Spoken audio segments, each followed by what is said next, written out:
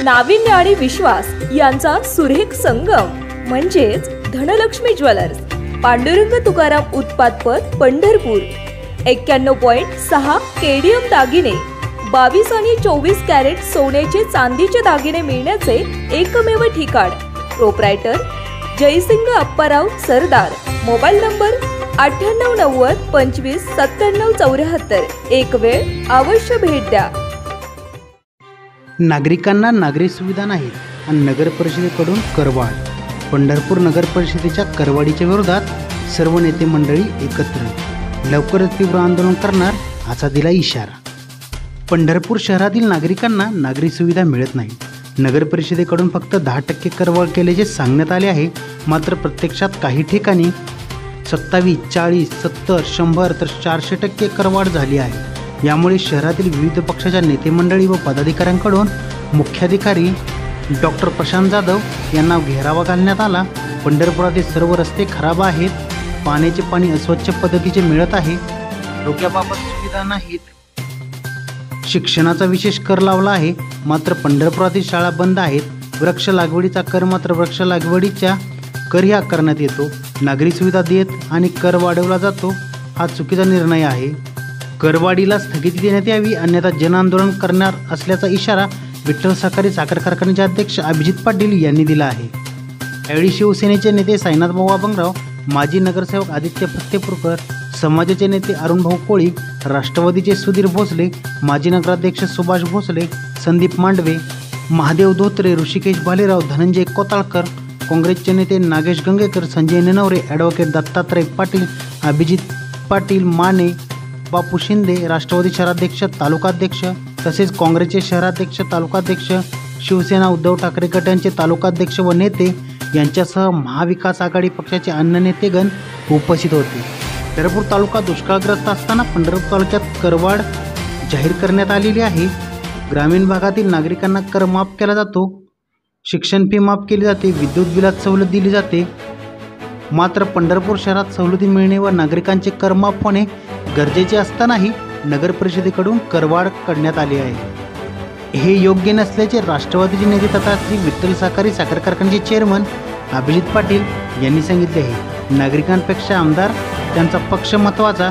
गल्लीपासून दिल्लीपासून विद्यमान आमदारांचे सरकार आहे, परंतु सर्वसामान्य जनतेची पिळवणूक। नागरिकांपेक्षा आमदारांना त्यांचा पक्ष महत्त्वाचा वाटत आहे। गल्लीपासून दिल्लीपासून विद्यमान आमदारांचे सरकार आहे, परंतु सर्वसामान्य जनतेची पिळवणूक करण्याचे त्यांच्या पक्षाचे धोरण आहे। त्यामुळे हे त्याच धोरणाप्रमाणे काम करत आहेत। शहरातील नागरिकांपेक्षा आमदारांना त्यांचा पक्ष महत्त्वाचा आहे, त्यामुळे ते आवाज उठवत नाही, परंतु आम्ही आवाज उठवणार असल्याचे राष्ट्रवादी नेते विठ्ठल सहकारी साखर कारखान्याचे चेअरमन अभिजित पाटील यांनी सांगितलेले आहे।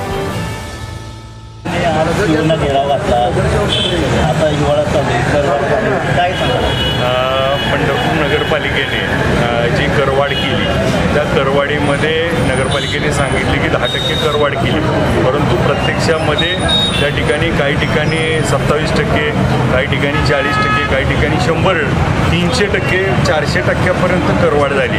आणि मग त्या ठिकाणी नागरी सुविधा मिळत नाही। एका बाजूला पंढरपुरातले सगळे रस्ते खराब आहेत, पंढरपुरात अस्वच्छ पाणी येते, एका बाजूला आरोग्याची सेवा नाही, शिक्षणाचा विशेष कर आणि पंढरपूर नगरपालिकेच्या सगळ्या शाळा बंद आहेत। आणि मग हे कर घेतले जात आहेत, वृक्ष लागवडीचा कर घेतात, परंतु वृक्ष लागवड होत नाही, संवर्धन होत नाही।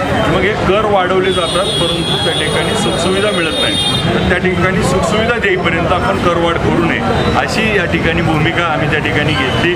आज नगरपालिकेने जो काही प्रशासक आहे आणि प्रशासकाला असा निर्णय घेण्याचा अधिकार आहे का, आणि ते तपासून हे दिवाळी आणि वारी हे एकत्र असताना त्या ठिकाणी प्रसिद्ध केल्यामुळं आज 12 तारीख त्याची लास्ट डेट दिली, परंतु नोटीस पोचल्यानंतर 30 दिवसामध्ये आमची हरकत नोंदवायला मुदत मिळाली पाहिजे, परंतु तशी मिळाली नाही।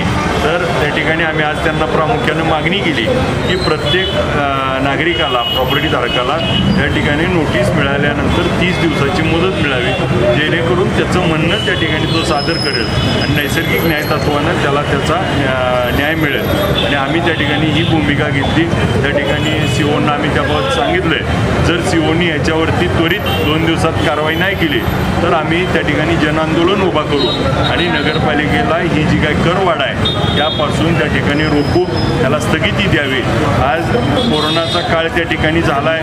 2 वर्ष त्या ठिकाणी पंढरपूरच्या नगरपालिकेमध्ये वारी झाली नाही आणि एका बाजूला पंढरपूर तालुका दुष्काळ म्हणून जाहीर केला जातो आणि मग दुष्काळामध्ये ग्रामीण भागामध्ये त्या ठिकाणी आम्हाला कर माफ केला जातो आहे, शिक्षण फी माफ केली जाते, त्या ठिकाणी लाईटमध्ये सवलत दिली जाते आणि दुसऱ्या बाजूला त्याच तालुक्यातल्या शहराला मात्र अशी करवाढ होणं ही दुर्दैवी भूमिका आहे. आज दुष्काळाच्या पार्श्वभूमीवरती ही करवाढ पुढे ढकलण्यात यावी आणि स्थगित त्वरित यावी अशी आम्ही मागणी केली आणि त्यासाठी जर वेळ पडली यांनी जर त्वरित त्याच्यावरती स्थगिती नाही दिली तर आम्ही सर्वजण मिळून पंढरपुरामध्ये जनआंदोलन उभा करू आणि या नगरपालिकेकडून कोणत्याही परिस्थितीत स्थगिती मिळवावी. एकीकडे जनआंदोलनाचा इशारा दिलेला आहे, निवेदन दिलं आहे, काय वाटतं पुरेपूर यश मिळेल?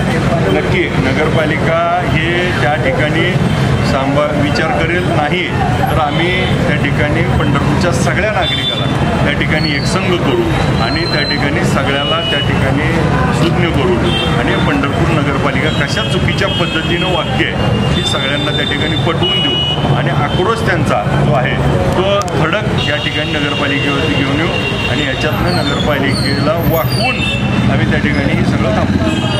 विद्यमान आमदारांनी नाही आहे, काय सांगू शकाल? ते भाजपचे विद्यमान आमदार त्यांना तरविषयी माहिती आहे तर आवाज उठवला.